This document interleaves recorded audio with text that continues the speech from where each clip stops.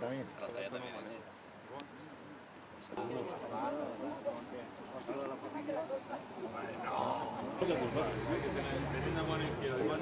Ah, claro, claro. Si la tienes, venga.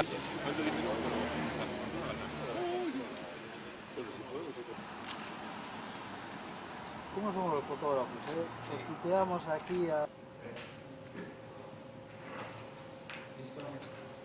El casco a Coldo, porque nos ha prestado también estas instalaciones que la verdad es que están preciosas, y también hoy se han desplazado aquí con gente para que luego esto a lo largo de los pueblos podéis distribuir. Está ya en euskera y en castellano, aparecen, espero que no falten ni esos semestres, perdón, y luego ya lo que sería la fase de construcción dentro.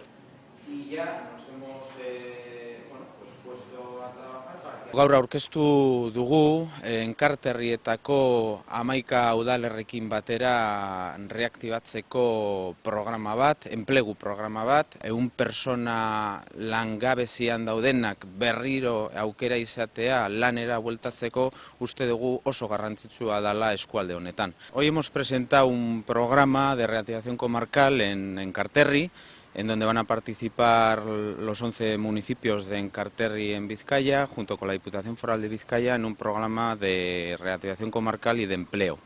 Eso significa que 100 personas de la comarca van a poder activarse para, a través del autoempleo, ser capaces de buscar su propio puesto de trabajo con una ayuda específica de la Diputación Foral de Vizcaya.